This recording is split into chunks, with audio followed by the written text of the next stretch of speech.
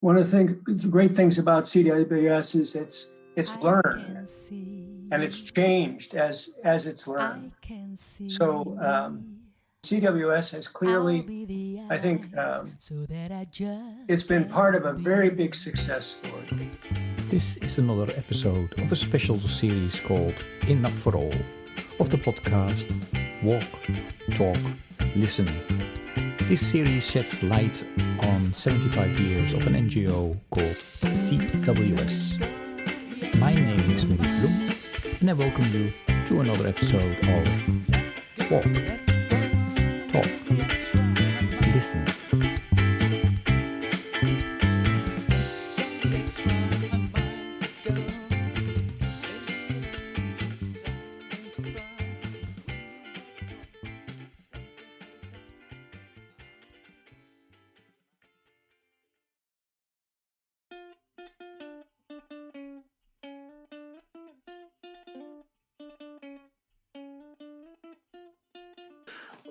Good day, everybody. This is again another episode of a podcast about Church World Service, and as always, I'm really delighted to have actually someone that is kind of a partner organization of CWS. Could you please introduce yourself to the listeners and tell a little bit about yourself? I'm David Beckmann. I just recently retired as president of Bread for the World. I'm now president emeritus of Bread for the World, and I'm getting ready to go to Berkeley next term, and I'll be teaching a course on poverty, God, and politics to a group of public policy and seminary students there in Berkeley. So that's me. Right. And it's great having you, David. And, you know, the Church World Service is so related with Bread for the World. So, our organizations are so intertwined, and we have done so many things together. Do you still remember the first time that you heard about Church World Service? And if so, when was that? Well, I grew up in a conservative church that was not ecumenical. So I knew about crop walks. But I didn't really participate. It wasn't really part of my life. I think a lot of people, quite a few people came into advocacy and they maybe Bread for the World through Church World Service and crop walks. But I actually came the other way. Mm-hmm. I came to Bread for the I came to Church World Service through advocacy and Bread for the World. So I learned from the first director of the CWS office in Washington, D.C. Mm-hmm. about advocacy. His name was Larry Rasmussen. Then my wife and I went to Bangladesh for a year. We worked in Bangladesh, in the northwest corner of Bangladesh. And we're good friends with the director of the the senior U.S. person in the program in Bangladesh at that time. It's excellent. I think CWS moved quickly to support a local institution, a national institution, rather than just come from outside with help. And then just on an ongoing basis, Bread for the World and Church World Service, something called the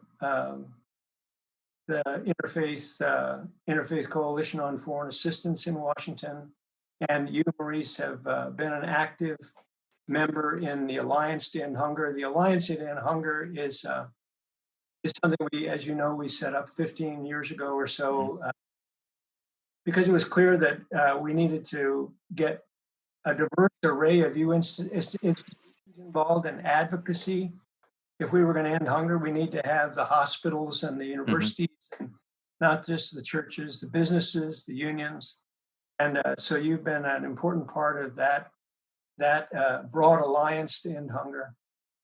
So it's really through my work with advocacy in the world that I've come to know about. And then just over the years, we've done a lot together. Mm-hmm. So Church World Service and Bread for the World work together on Africa trade policy, on international debt relief, on immigration, foreign aid, And in all those ways, I've come to know the organ. And then also there are overlapping board members, people who are on board or on Church World Service board. So I learned about Church World Service mainly through its advocacy. Yeah, great.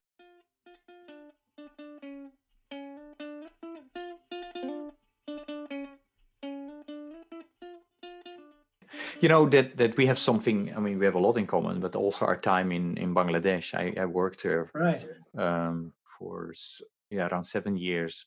I forget what's the name of the institution. For Christian Commission on Development in Bangladesh, which was established by Church World Service.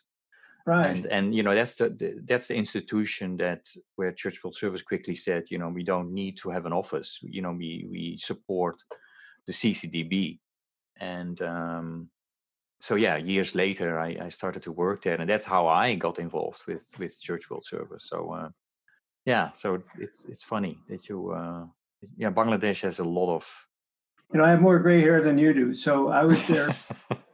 I was there right after the Civil War, and I worked for the Lutheran supported program in the Northwest. Which, then later than the CWS program has become a Bangladeshi institution. Yeah. So my son and I went back, and we went back to the places where I used to go around on my motorbike. And when I was up in the Northwest myself, working for that agency, it was wonderful. You know, I got to see some of the people who had been close friends decades before. And Bangladesh is still extremely poor. Yeah. But the houses were better, the roads were better, the women now have leadership. They've shifted their focus from digging tube wells to environmental protection and avoiding the impacts of climate change. You know, the world has changed, but mostly for the better in Bangladesh. Yeah. No, and one of the great things, and that's how CWS and also Brad works, is what they had really figured out very quickly in Bangladesh is that, you know, you need to really invest in women, girls and women. Yeah. And that's what they did through the income generation activities, loans that were given, and that, resulted in that Bangladesh made huge strides forward if you compare it to Pakistan. Pakistan was ahead, initially, but Bangladesh really, caught up there because of the investment in women and girls. It doesn't mean that all the problems are solved, but absolutely not. There are, it's still a poor country, but that's just great to see also those women in leadership positions. And in the mid 70s, I almost never saw women. Oh. They were house. And I certainly did not. I knew a little Bengali. I very seldom talked to a woman because it was. My wife was teaching in the government girls' school, so girls hadn't yet been declared women, and so they were able to move around. And so she was able to move around town a little bit with those girls to visit their homes. But it was pretty sheltered. And so when I went back, it took me a few days to realize, oh my God, I'm talking to women. I mean, through an interpreter by that time. Yeah, but they're talking, and they're telling. We went to the head of the panchayat. She was a woman. The local government was a woman. I mean, it's just just what tremendous. And I think all that work that that you and I participated in, as well as a lot of work that was done by Bangladeshi NGOs to empower women, really that's made a big difference. It's a permanent difference in that country for the better. Yeah. And it's an example of, I think, Church World Service has really been a leader in that kind of trusting local people, supporting local leadership, and then doing work on to reduce poverty, but with a focus on justice, focus on values.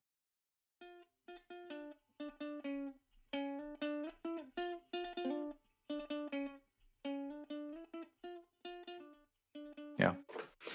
David, when Church World Service celebrated its 50 years anniversary, this book was written, and it had a title or subtitle, 50 Years of Help and Hope.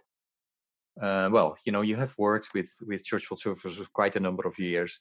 If we would write a book now about CWS, to celebrate 75 years, what are some of the key words that should be in the title, according to you? Hope, for sure. Mhm. Help and hope, that's part of it. But I think, well, I don't know what words you'd put in the title, but, the strong emphasis on justice, Hmm. and partnership. CWS sees itself as part of something bigger. I mean, I think that comes out of its faith character. Mhm. That it's not just about this one organization, but that it's serving a bigger purpose in the world. And so it helps to establish partnerships with other like-minded groups in countries and globally. So justice, partnerships, hope, and then achievement. Hmm. I really am struck that in 1990, the World Bank estimates there were 2 billion people in absolute poverty in the world. And now there are about 700 million. So a little more than a third of the number of people despite the fact that the world's population has really grown, Mhm. the number of people in absolute poverty has declined dramatically. And, that's a lot of things went together to make that happen. But I think Church World Service for 75 years, I mean, really, you didn't see the changes in living standards, I don't think really happened those first 45 years. Hmm. The people who supported Church World Service in those days, I mean, it looked absolutely hopeless. Right after the Second World War, you Mhm. start, where the world was devastated. It was a lot worse than the pandemic. The world was devastated. And out of that, so you start, and people didn't, I remember at Bread for the World, when we started seeing the numbers, the international statistics showing that we were making progress against hunger and poverty, and Mhm. people didn't believe it. Mhm. They sometimes made them angry if you pointed out to them that the world was making progress against poverty, because they had for all these years been working because it was the right thing to do. The Lord doesn't require us to be successful. The Lord just requires us to be faithful. That was kind of a motto. Mhm. Mhm. But all those years of faithfulness, those early years of faithfulness, I think contributed in a very powerful way Mm. to maybe maybe the biggest success in world history of the last generation. Yeah. So maybe, I don't know, success and impact and hope. Let's do it that way. Impact and hope. Yeah. Justice, impact, and hope, huh? What do you Justice, think? impact and hope. Yeah. No. And well, it's great to that you remind us of that, because it's very easy to get, that we are still facing a lot of challenges, and to get kind of depressed. I think you're right. I mean, we And did make let me just add, progress. also, this, but the pandemic is a horrible setback. The World Bank estimates that this year the number of people in absolute poverty will go up by 100 million. Hmm. So let's say 900 million, but still going back to 1990, it was 2. Hmm. So as terrible as the current situation demands action, requires action, because things are going the wrong direction, it could get a lot worse. Hmm. But we manage things halfway well. We have not lost the progress of a generation.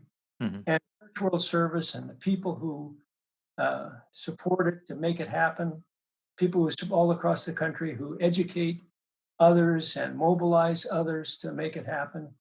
I think Church World Service can claim its share of the satisfaction for being part. People who've done the most to get that done are poor people themselves, Hmm. who put their tails off to make life better for their Yeah. kids. And governments in those countries and people in those countries they've been in the lead. And then I think fundamentally, I think it's something we ought to praise God for. We're saying glory to God. One thing is glory to God for this great liberation that we've been able to be part of. Yeah, beautiful, beautiful words.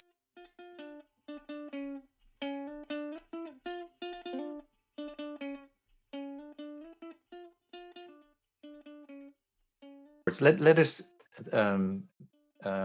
continue on those three words that you mentioned: hope, justice, hope, and impact. If that kind of captures, CWS, and you have worked with a number of colleagues of Church World Service, right? If I have to ask you to name one colleague or of CWS or a partner that CWS works with, so that could be somebody of BRAD or the Alliance as well, or a supporter of CWS, who best embodies of what Church World Service is about, who will you name and why? I know a number of wonderful people. I think the one I'd pick out is Carol Myers. You may not know her. I don't know if you know her or not. She lives in Western Michigan, and she helped with her local crop walk for many, many years. She was one of the earliest Bread for the World activists. She and a friend, Betty Voskel, traveled around Western Michigan, and they spoke in churches about world hunger and what we could do to reduce world hunger. She's still on the board of Bread for the World. So I know, their wonderful leadership, you and John, and staff.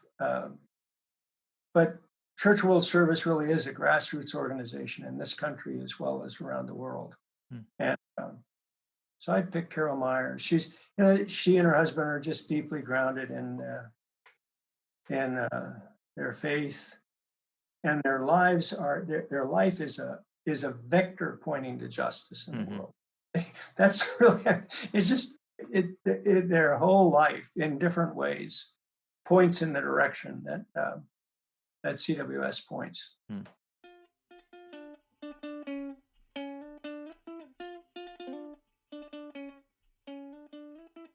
Okay. Can you maybe share an anecdote or an experience which best describe your collaboration, your time that you worked with CWS? We worked together on the Africa Growth and Opportunity Act, which it was sort of, it was an odd coalition. It was really driven by African governments and their ambassadors in Washington. The African governments were saying, we don't just want aid, we want trade, we want opportunities to be business partners with you. Some businesses that do business in Africa were part of it. And then among the churches, it was Bread for the World and Church World Service, and there were some of our partners who were saying, what are you doing this, working on this trade bill? And it's all about, what it's about is opening up opportunities for Africans to sell their products, especially their agricultural goods, in the U.S. market. So it's really important. And I remember Don coming down to Washington. We did a briefing on that together. I was really glad to have another church guy there.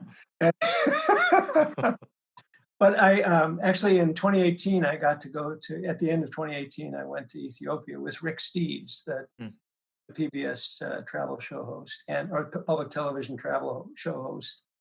And we went in the southern part of Ethiopia. We went to the Gates Foundation suggests we visit this big industrial park. It's a huge industrial park. It will, when it's fully developed, it'll be 60,000 jobs. And in that part of Ethiopia, the population has grown really rapidly. There's not enough land for all the young people coming up. They need those jobs. And when we met with because it was Rick Steves, we got to meet with the director of the executive director of this big industrial park, and it's huge. And companies are there, Ethiopian companies, but also European, US, Chinese companies are there doing business. And the Ethiopian government itself has invested a lot of money. And so I just mentioned, what do you think about the Africa Growth and Opportunity Act? It was during, I don't think the Trump administration did any harm to it. And he said, this park wouldn't be here if it weren't for the Africa Growth and Opportunity Act. Hmm. I was just, I was blown away, because I was just a tourist who dropped in this huge development and saw that, that the speeches that John and I gave in a briefing in the U.S. House of Representatives all those years ago, together with our partners in business and the African ambassadors, made a difference. Wow. That's a good story. It is a good story. Yeah. Really striking, because if I don't think, I'm guessing that in your publications, you didn't say much about the Africa Growth and Opportunity Act. In Brett's publications, we didn't. It was sort of inside the Beltway deal, but it made a big difference.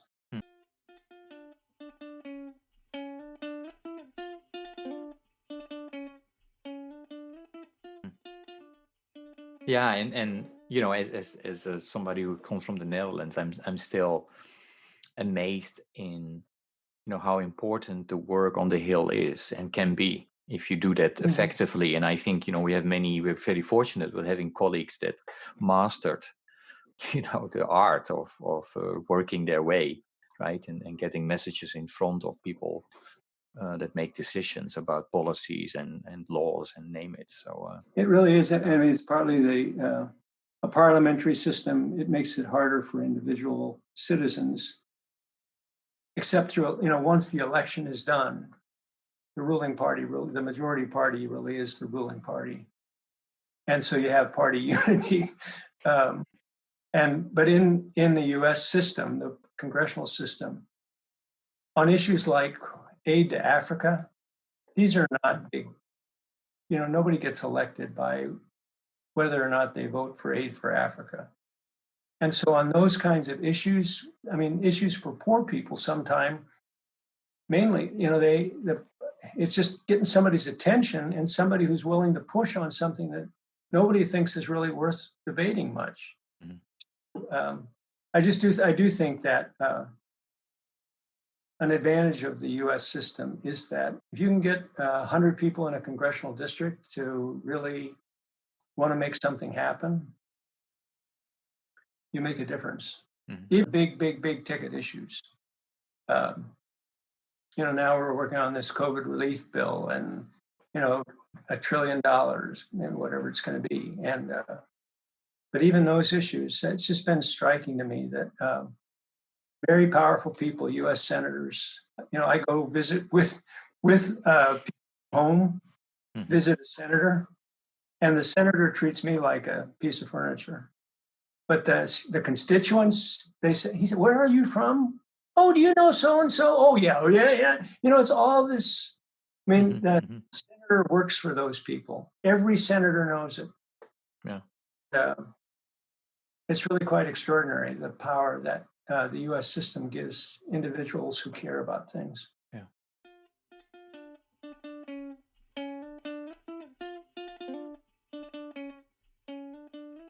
It is.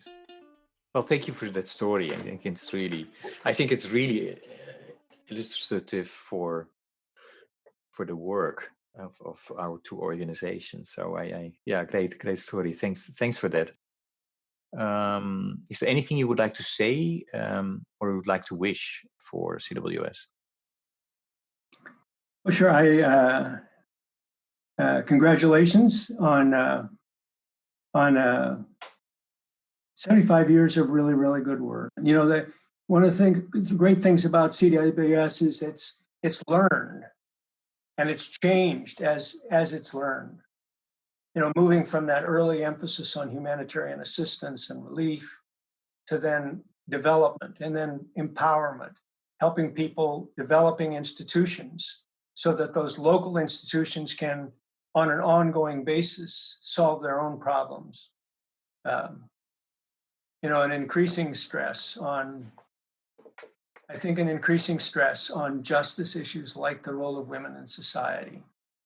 So CWS has clearly, I think, it's been part of a very big success story. a very big success story of liberation from hunger, poverty, and disease. And Church World Service has played a major role in empowering people around the world to participate, grassroots people to participate in that great liberation, and also has played an important role over many years as an advocate for those people in the U.S. system. Making through the crop walks, educating people, motivating people in this country to care what happens to people in misery on the other side of the world. And then in Washington, speaking up for those folks and bringing people from partner organizations around the world to speak for themselves with U.S. senators, representatives, members of the administration. We've still got some work to do. I hope in 75 years, we will have certainly hunger. We should virtually end it. It really is possible to end it within a couple of decades, but there'll be plenty of, we can end poverty. I mean, the most obvious things like the kind of hunger or poverty that makes you unable to work, that kills babies. We ought to be able to fix that. But there will still be plenty of evil in the world, and Church World Service is going to be doing it 75, doing the same kind of work on those other challenges 75 years from now.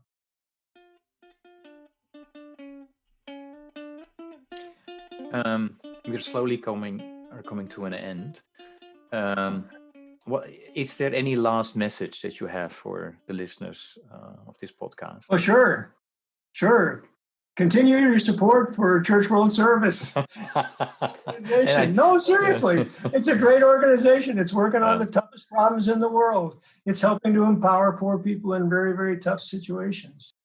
But sharing your money, sharing your energy through an organization like Church World Service is a big part of the solution. And also, Church World Service is very important, is an active in advocacy in the U.S. on the immigration issue, on foreign assistance issues. They're a strong voice. They're saying the right thing, and it's connected with their experience every day in some of the poorest places, the most desperate places in the world. And they bring folks from those places to meet with our members of Congress, to meet with people in the U.S. government.